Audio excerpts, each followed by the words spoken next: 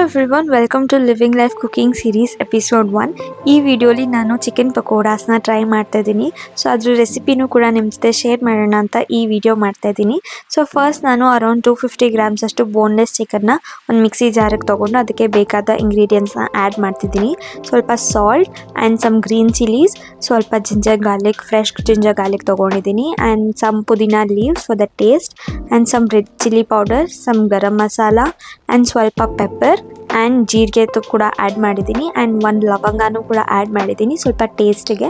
And then ಇದನ್ನೆಲ್ಲ ಚೆನ್ನಾಗಿ ರುಬ್ಕೊಂಡು ಈ ಥರ ಕನ್ಸಿಸ್ಟೆನ್ಸಿ ಬರೋವರೆಗೂ, and then will just transfer it to another bowl.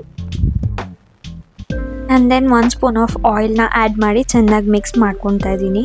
Mix ಆದಮೇಲೆ around half an hour to 1 hour ಅದನ್ನು ಮ್ಯಾರಿನೇಟ್ ಆಗೋಕ್ಕೆ ಬಿಟ್ಟು later we can just add some ಕೊತ್ತಂಬರಿ ಹಾಗೂ ಆನಿಯನ್ಸ್ನ ಸಣ್ಣದಾಗಿ ಹಚ್ಚಿ ಮಿಕ್ಸ್ ಮಾಡಿಕೊಂಡು ಅದನ್ನು ಆಯಿಲಲ್ಲಿ ಡೀಪ್ ಫ್ರೈ ಮಾಡಬೇಕು.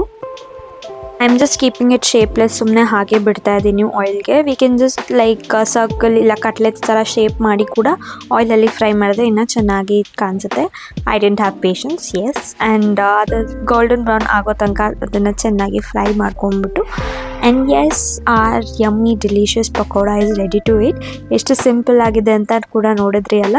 ಸೊ ನಿಮ್ಗೆ ಈ ವಿಡಿಯೋ ಇಷ್ಟ ಆದರೆ ಲೈಕ್ ಮಾಡಿ, ಶೇರ್ ಮಾಡಿ, ಸಬ್ಸ್ಕ್ರೈಬ್ ಮಾಡಿ. ನೆಕ್ಸ್ಟ್ ವಿಡಿಯೋದಲ್ಲಿ ಸಿಗೋಣ. Until then take care, by.